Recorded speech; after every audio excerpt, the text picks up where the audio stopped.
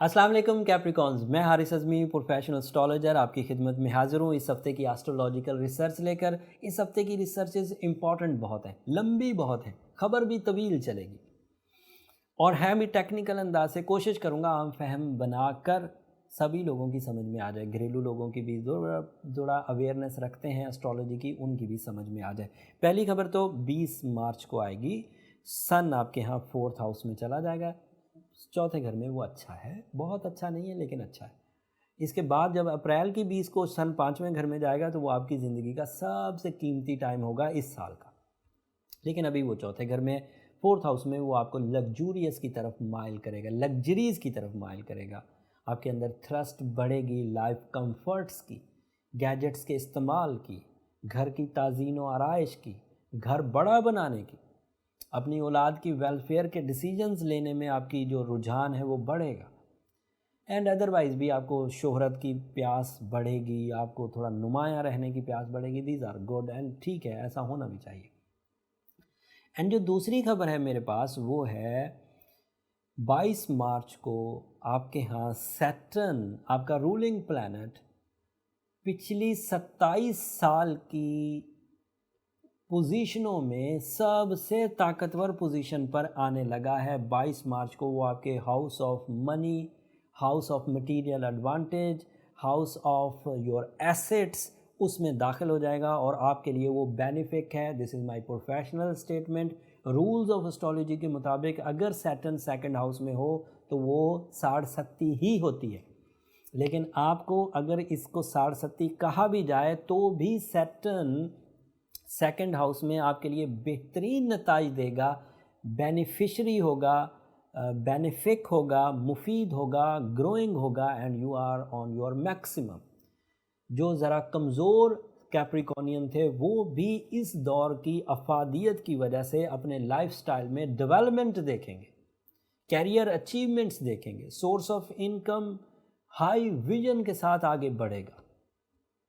तमाम ही तर्ज के कैप्रिकॉनियन, चाहे वो छोटे लेवल के परफॉर्मर हों जिनके परफॉर्मेंस एरिया 2 4 10 लोग हैं, ग्रुप लेवल के परफॉर्मर हों जिनका एरिया 100 50 या उससे ज़्यादा लोग हैं, या फिर कंट्री वाइज के कोई लीडर टाइप आदमी है, पॉलिटिशियन है, किसी ग्रुप का सीईओ है, एडमिनिस्ट्रेटर है, सभी को इसका एडवांटेज होगा। सो this is a professional statement. Once again, this is a professional statement. Second house में सैटर्न कैप्रिकॉनियंस के लिए प्रोडक्टिव है, परेशान होने की ज़रूरत नहीं। एंड आला तरीन पोजीशन पर है और इस पोजीशन की वजह से स्पिरिचुअल ग्रोथ भी, रिस्पॉन्सिबिलिटीज़ भी, ड्यूटीफुलनेस भी, ओबीडियंस भी, ये सब मुयस्सर आएगा। फर्माबरदारी, फ़र्ज़ शनासी, आजजी, इनकसारी, ये सब आपको मुयस्सर आएगा और ऐसा 2.5 साल तक होता रहेगा।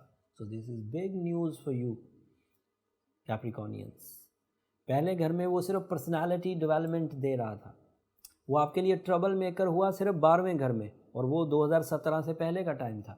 उस वक्त का अगर कोई कैप्रिकॉनियन अभी तक उदास है तो फिर वो काफ़ी सेंसिटिव है। उस वक्त का कैप्रिकॉनियन कोई अभी तक उलझा हुआ है तो फिर वो काफ़ी सेंसिटिव, फिर उसे ट्रीटमेंट्स की तरफ आ जाना चाहिए। और अगर वो ट्रीटमेंट्स भी कर चुका है, रूबी पहन चुका है, सूरह शम्स पढ़ चुका है, सूरह यासीन की सेकंड लास्ट आयत पढ़ चुका है, तो फिर उसे पर्सनल चार्ट की तरफ आना चाहिए ताकि पता तो चले कि असल में प्रॉब्लम्स है कहाँ, और वो आपके name, date, time and place of birth से ही डायग्नोस हो पाएगा। उसमें अमूमी तौर पर देखा गया कि सैटर्न पैदाइश के वक्त बुरा होता है। अगर पैदाइश के वक्त किसी का सैटर्न बुरा हो तो उसके खमियाजे फिर बाद तक भुगतना पड़ते हैं, और उसकी फिर अलग एक सैटर्न रेमेडी है, वो खमियाजे भुगतने की ज़रूरत नहीं होती, वो रिकवर हो जाता है। अब एक और खुशखबरी, अगर किसी के यहाँ सैटर्न पैदाइश के वक्त सेकंड हाउस में था तो भी वो इस पोजीशन ऑफ सैटर्न से, जो कि 22 मार्च से शुरू होने वाली, वो बहुत बेनिफिट लेगा और उसके यहाँ जो रुपए पैसा है वो दौलतमंदी लेवल पर चला जाएगा। इतने लेवल पर कि उसे हम लोग दौलतमंद, वैसे बहुत सारे लोगों की ख्वाहिशात पूरी हो रही होती हैं, वो सभी लोगों के पास पैसे होते हैं, पर दौलतमंदी का मतलब है ज़रूरत भी पूरी हो रही, ख्वाहिश भी पूरी हो रही और फिर भी बच रहा है। सो वो दौलतमंदी का स्टेटस टच करेंगे। कैप्रिकॉनियंस लाइफ स्टॉक में, एग्रीकल्चर में, कंस्ट्रक्शन में, रियल एस्टेट में, ट्रांसपोर्ट में, स्टॉक एक्सचेंज में, गवर्नमेंट से रिलेटेड जॉब्स में बहुत फ़ायदा उठाएंगे। And you know there is another positive thing, आपका जुपिटर इस साल 2020 में तो पूरा ही साल फर्स्ट हाउस में रहेगा, तो that is a good sign.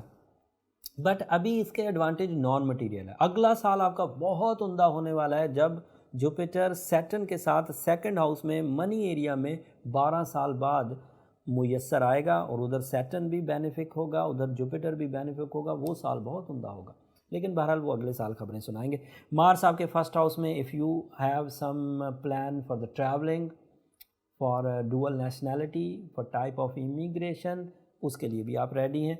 Jupiter आपके लिए मैग्नीफाई कर रहा है खुशियों को, मैग्नीफाई कर रहा है इमोशंस को, मैग्नीफाई कर रहा है रिलेशनशिप प्लेजर्स को, मैग्नीफाई कर रहा है आपके अचीवमेंट्स को, मैग्नीफाई कर रहा है आपके सीखने के अमल को, आपकी लर्निंग टीचिंग कैपेसिटी को, आपके एजुकेशनल फैक्टर को, तो ये भी प्लस है।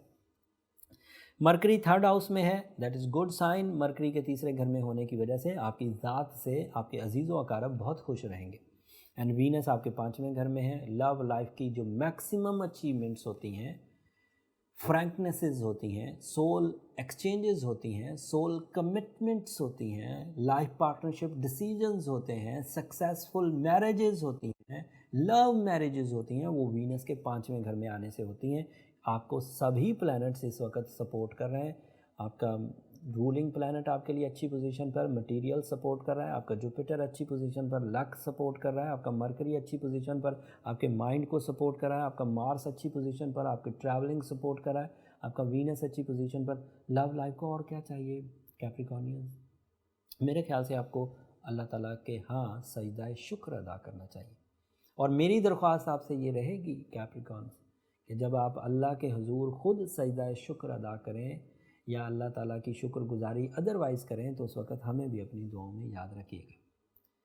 अगले हफ्ते एंड रूबी ज़रूर पहनिएगा। रूबी के पहनने से अभी भी ग्रोथ और होएगी, और उस ग्रोथ में सस्टेनिंग क्वालिटी आएगी, चीज़ें डंप नहीं होंगी और बढ़ेंगी। सूरह शम्स दिन में पढ़िएगा, एंड सूरह बकरा की आखिरी आयत ला युकल्लिफुल्लाहु नफ्सन से शुरू होगी, अलल कौमिल काफिरीन तक जाएगी, उसको 13 दफ़ा रात में पढ़िएगा। सैटर्न पर मैंने अदरवाइज़ भी एक वीडियो बना दी है, उसका लिंक भी नीचे डिस्क्रिप्शन में दे दूंगा, उसको भी एक नज़र देख लीजिएगा, वहाँ से भी आपको कुछ अच्छी मालूमात मिल जाएंगी। अगले हफ्ते शोबान का चांद होगा, वो एक नया इवेंट है, उसकी तफसील अगले हफ्ते बयान करूँगा। कुछ और भी इवेंट्स हैं सोलर सिस्टम में, वो आपकी ज़ात पर क्या असर डालेंगे, और ये जो सारा पॉजिटिव इम्पैक्ट कैप्रिकॉर्नियंस को इस वक्त मुयस्सर है, इससे कैप्रिकॉर्न मेल्स फीमेल्स किस तरह एडवांटेज ले सकते हैं, ये भी अगले हफ्ते वीडियो में बयान करूँगा। ये ओवरव्यू था कैप्रिकॉर्नियंस। उम्मीद है इसमें आपको काफ़ी मालूमात मिली होंगी, लेकिन फिर भी पर्सनल टाइप के कई क्वेश्चंस होंगे जो आपके दिमाग में उलझ रहे होंगे, उमड़ रहे होंगे, आपको उनके जवाब चाहिए होंगे।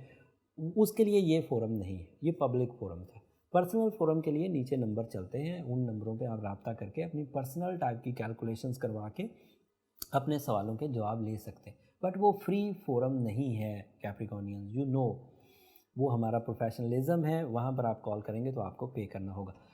अगले हफ्ते अब आपकी खिदमत में मज़ीद ख़बरों के साथ, मज़ीद कैलकुलेशंस के साथ दोबारा हाज़िर होऊंगा। तब तक के लिए इजाज़त दीजिए। जाते जाते चैनल को ज़रूर सब्सक्राइब कर लीजिएगा, आपकी सब्सक्रिप्शन से हमारी ज़रा हौसला अफजाई हो जाती है। अल्लाह ने